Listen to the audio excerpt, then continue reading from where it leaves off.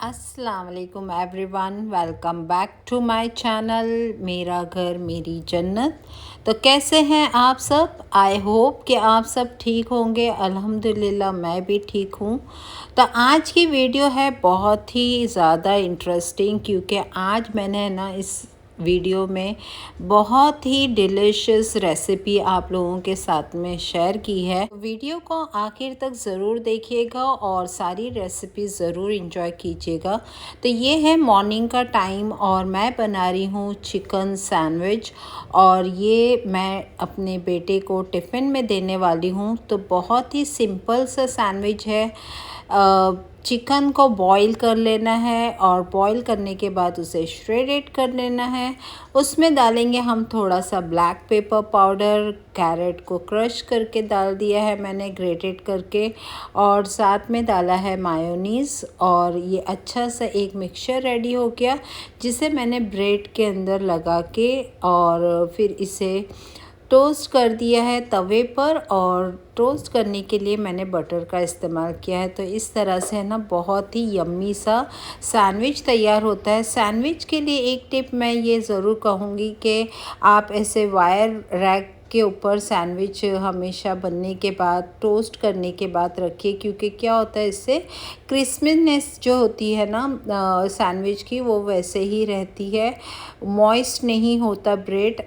तो आप ये ज़रूर टिप और ये रेसिपी ज़रूर शेयर कीजिएगा।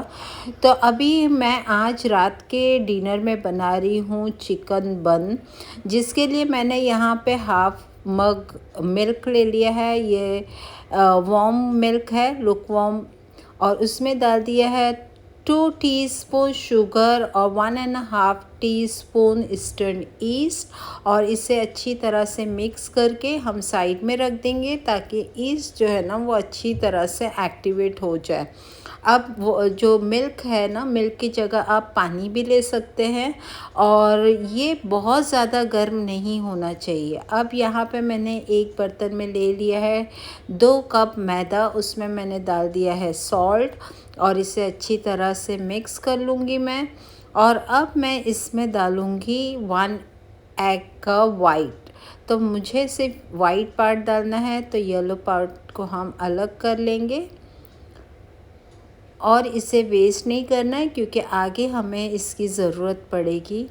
तो एग वाइट डाल दिया हमने, और जो हमने मिक्सचर रेडी किया था, ये देखिए कितने अच्छी तरह से ईस्ट जो है वो एक्टिवेट हो चुका है। तो इसे अच्छी तरह से मिक्स कर लेंगे एक बार, और सारा जितना भी हमने मिक्सचर बनाया है ना, वो सारा हम फ्लावर में डाल देंगे और अच्छी तरह से आटे को गूंद लेंगे।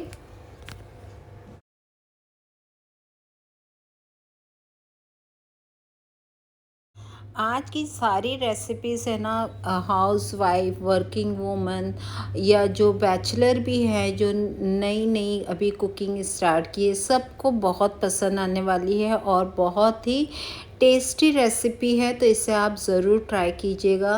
तो यहाँ पे मुझे बस एक थोड़े से पानी की ज़रूरत पड़ी थी, और ये देखिए बहुत ही सॉफ्ट सा डो हमारा रेडी हो गया है। तो अब मैं इसमें थोड़ा सा ऑयल लगा दूंगी, और इसे हम रेस्ट पे रख देंगे जब तक कि डो जो है वो अच्छी तरह से फूल नहीं जाता। तो इसे ढक के और वार्म प्लेस पे रखना है। अगर आपके घर में माइक्रोवेव है या ओवन है, तो ओवन ऑन नहीं करना है, बस उसमें रख देना है, ताकि उसको अच्छी तरह से जो है ना गर्मी मिले, और हमारा जो ईस्ट है वो हमारे फ्लावर को अच्छी तरह से एक्टिव कर दे। तो यहाँ पे देखिए एक घंटे बाद मैंने ये देखा, तो काफ़ी हद तक हमारा जो फ्लावर है वो फूल चुका था। तो मैंने क्या किया कि थोड़ा सा काउंटर टेबल पे ड्राई फ्लावर डाला, और उस पे है ना ये फ्लावर को निकाला, और 5 मिनट तक अब मैं इसकी अच्छी तरह से ना नीट करूँगी, गुंदाई करूँगी। तो इसे जैसे अब मैं गूंद रही हूँ ना, बिल्कुल इस तरह से पटक पटक के इसे गूंदना है। तो इससे क्या होगा, जो फ्लावर में ग्लूटीन है ना, वो अच्छी तरह से जो है डेवलप्ड होगा और हमारा जो ब्रेड है वो बहुत ही सॉफ्ट बन के तैयार होगा। तो ये मस्ट है, ये ट्रिक आप ज़रूर यूज़ करना। तो 5 मिनट के बाद ये हमारा डो जो है वो इस तरह से रेडी हो गया। अब अगेन मैं इसको रख दूँगी उसी बर्तन में और थोड़ा सा ऊपर से ऑयल अप्लाई कर लूँगी और इसे अगेन हम ढक के रख देंगे ताकि जो हमारा फ्लावर है वो फूल जाए। अब काउंटर टेबल को कर लेते हैं क्लीन, क्योंकि काफ़ी मैसी हो गया है और फिर इसके बाद हम करेंगे इस आगे का प्रोसेस। तो क्लीनिंग तो मस्ट है, क्लीनिंग नहीं होगी तो किचन में काम करने का मन तो बिल्कुल भी नहीं करेगा। इसलिए जैसे ही गंदा हो फ़ौरन इसे क्लीन करना बहुत ज़रूरी है।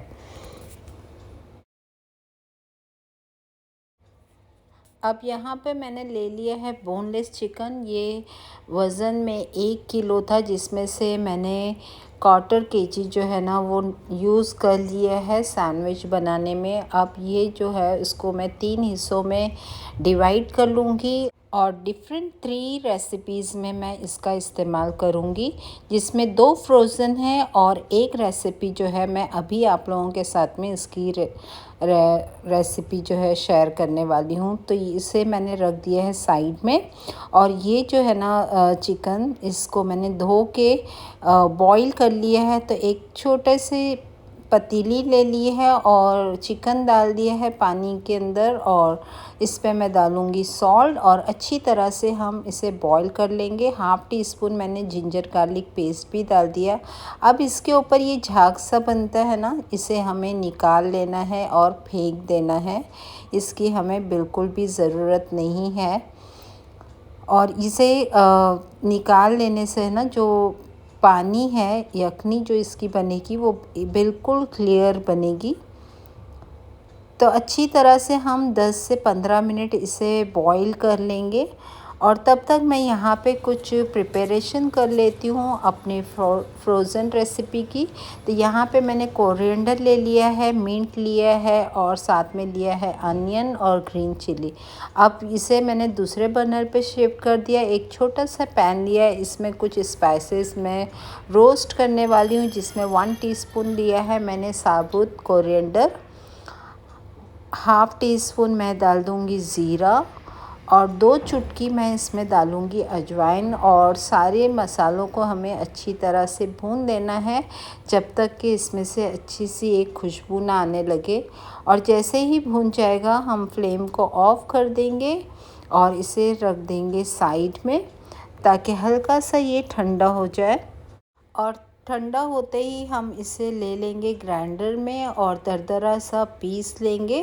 फाइन पाउडर नहीं बनाना है, बिल्कुल हमें दरदरा ही पीसना है इस तरह से। तो चलिए फिर अभी हम उसी जार में ले लेते हैं ये प्याज, जिसे मैंने ग्रेटेड करके उसका सारा पानी निकाल दिया था, और कोरिएंडर, मिंट और ग्रीन चिली, ये सारा जो है ना मैंने एक जार में ले लिया और इसे भी मैं हल्का सा ग्राइंड कर लूँगी दरदरा ही। अब यहाँ पे फूड प्रोसेस में मैं ले लूँगी चिकन। जो हमने 2 पीस रखे थे उसमें से 1 पीस का मैंने इस्तेमाल किया है। यहाँ पे मैंने 2 ब्रेड को पानी में डीप करके इस तरह से प्रेस करके सारा पानी निचोड़ लिया और इसे भी मैं डाल दूँगी चिकन में, ताकि जो भी रेसिपी हम बना रहे हैं ना उससे ब्रेड से क्या है वो उसे अच्छा सा चिकन को बाइंडिंग मिलेगी और हमारी रेसिपी जो है वो परफेक्ट बन के तैयार भी होगी और इससे क्वांटिटी भी बढ़ जाती है। तो ब्रेड आप 2 से 3 स्लाइस और भी डाल दोगे तो कोई फ़र्क नहीं पड़ेगा। अब जो हमने मसाला दरदरा सा पीसा था कोरिएंडर, मिंट और ग्रीन चिली का, वो भी डाल देंगे हम इसमें।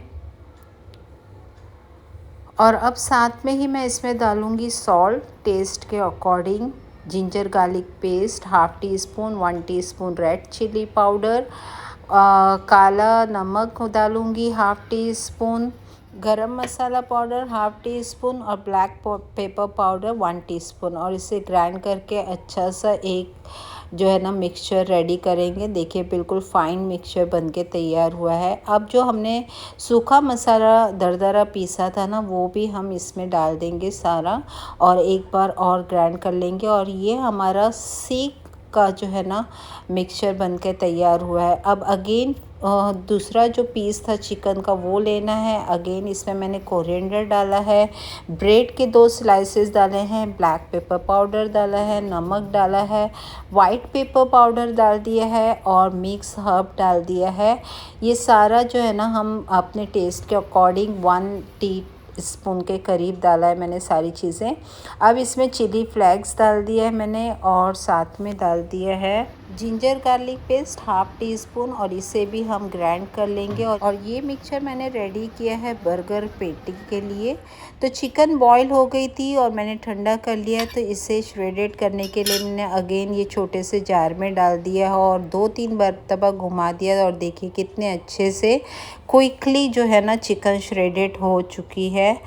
सीख और बर्गर पैटी के मिक्सचर को मैंने साइड में रख दिया है रेस्ट के लिए। अब मैं बना लेती हूँ डिनर बन क्या स्टफिंग। तो यहाँ पे मैंने कढ़ाई में ले लिया है 1 टेबल स्पून बटर, और उसमें डाल दिया है 1 टीस्पून क्रश किया हुआ गार्लिक। जैसे ही थोड़ा हल्का सा वो मैं फ्राई कर लूँगी, उसमें मैंने डाल दिया 1 टीस्पून मैदा, और मैदे को मैं अच्छी तरह से भून रही हूँ ताकि उसका कच्चापन जो है ना अच्छी तरह से निकल जाए, ख़त्म हो जाए। तो जैसे ही मैदा भून जाएगा, हमने जो चिकन यखनी रखी थी, चिकन बॉईल किया था, तो जो उसका पानी है ना वो यहाँ पे हम यूज़ करेंगे। तो यहाँ पे मैंने हाफ़ कप पानी डाला है, और इसे अच्छी तरह से हम स्टर करेंगे, चलाएंगे चम्मच को, ताकि जो हमारी सॉस है ना उसमें लम्स वगैरह ना पड़े। थोड़ा सा और पानी डाल दिया है क्योंकि हमारी सॉस ज़्यादा थिक हो गई थी। तो जब ये इसकी थिकनेस कम होगी, मीन्स पतली सी सॉस होगी ना, उसमें मसाले ऐड करने हैं, जिसमें मैंने लिया है black pepper powder, white pepper powder, chilli flakes, half teaspoon red chilli powder, salt, और मिक्स हर्ब डाल दिया है 1 टीस्पून, और सारी चीज़ों को ना अच्छी तरह से मिक्स कर देंगे। तो यहाँ पे हमारी सॉस रेडी हो गई है। अब मैं इसमें डालूँगी 2 कैरेट ग्रेडेड करके, और 1 शिमला मिर्च को फ़ाइन चॉप करके डाला है, और जो चिकन हमने श्रेडेड करके रखी है वो भी डाल दिया। अब सारी चीज़ों को ना हम अच्छी तरह से मिक्स कर देंगे ताकि चिकन, वेजिटेबल और जो हमारा सॉस है वो सब आपस में अच्छी तरह से मिल जाए, और एक अच्छा सा जो है ना स्टफिंग रेडी हो जाए हमारे डिनर बन के लिए। तो ये स्टफिंग तैयार हो गई है, इसे हम ठंडा करने रख देंगे। जब तक स्टफिंग ठंडी हो रही है, हम बना लेते हैं यहाँ पे सीख और बर्गर पैटी। तो यहाँ पे मैंने सीख के मिक्सचर को है ना 6 पार्ट में डिवाइड कर दिया है, हाथ में लगा लिया है ऑयल ताकि मिक्सचर हमारे हाथ में ना चिपके। और देखिए आप इस तरह से ना रोल करते हुए भी सीख बना सकते हैं। बस इस तरह से रोल किया और आपकी सीख जो है वो रेडी हो गई। साइज़ आप पे डिपेंड है कि आप कितनी बड़ी साइज़ में या छोटी साइज़ में सीख बनाना चाहते हैं। बट यहाँ पे मैंने क्या किया, ये जो सीख बनाने वाली जो सलाख है ना वो मेरे पास थी, अगर ना हो तो आप पेंसिल का भी इस्तेमाल कर सकते हैं। वो मैंने यहाँ पे इस दाल के बीच में और इस तरह से सीख का शेप देना शुरू किया, और बाद में मैंने ये रॉड जो है वो निकाल ली। इससे होगा क्या कि बीच में जो है ना एक जो खाली गैप बन जाती है, उसकी वजह से जब हम फ्रोज़न सीख को फ्राई करेंगे या सेकेंगे तो वो अच्छी तरह से कुक होगी। तो यहाँ पे सारे सीख बन गए हैं, तो उसको मैंने रख दिया फ्रीज़र में फ्रीज़ होने के लिए। अब बना लेती हूँ पैटी। तो यहाँ पे बड़ी साइज़ की मुझे बर्गर पैटी बनानी है, तो यहाँ पे जितना मिक्सचर मैंने बनाया था उसको 5 पार्ट्स में मैंने डिवाइड कर दिया, और हथेली की साइज़ की है ना हमें ये पैटी बनानी है, क्योंकि आपको पता है कि ये कच्चा चिकन है और जैसे ही हम इसे पैन में फ्राई करेंगे ये श्रिंक हो जाएगा, थोड़ी सी साइज़ में छोटा हो जाएगा। तो इसके लिए हमको बड़ी बड़ी साइज़ के ही पैटी बनाने हैं। तो यहाँ पे सारे पैटी तैयार करने के बाद इसे भी मैंने फ्रीज़र में रख दिया फ्रीज़ होने के लिए। और अब बना लेते हैं हमारा बहुत ही यम्मी सा डिनर। तो ये देखिए जो डो हमने रखा था वो कितना फूल चुका है, अच्छी तरह से जो है ना राइस हो गया और कितने अच्छे जाले बने। ये निशानी है कि आपका जो फ्लावर है ना वो अच्छी तरह से एक्टिवेट हो गया है और आपका बन जो है वो परफेक्ट बनने वाला है। तो मैंने थोड़ा सा आटा डस्ट कर लिया है काउंटर टेबल पे ही और सारा डो निकाल लिया है। अब जब हम सेकेंड टाइम इसे राइस करते हैं ना तो हमें बिल्कुल भी इसे प्रेस नहीं करना है, बल्कि हल्के हल्के हाथ से ना बस इस तरह से हमें पेड़ा बना लेना है। और इसे थोड़ा सा आटा डस्ट करके ना मैं बेल लूँगी और रेक्टेंगल शेप में बेलना है। बट यहाँ पे जो है ना मैंने ओवल शेप में इसे बेल दिया है। तो एक बड़ा सा इस तरह से ओवल बन गया है। इसे मैं डिवाइड कर दूँगी 2 पार्ट में। इन सेंटर बीच में से 2 पार्ट में डिवाइड कर देना है। और जो हमने हमारा मिक्सचर जो फीलिंग तैयार की थी ना उसको इस तरह से हम इस पे अरेंज कर देंगे। तो फीलिंग रखने में अरेंज करने में बिल्कुल भी कंजूसी नहीं करनी है। इसके ऊपर मैंने डाल दिया है मेल्टेड चीज़ ताकि और भी अच्छा टेस्ट आए हमारे डिनर बन का। तो वन साइड को इस तरह से हम फोल्ड कर लेंगे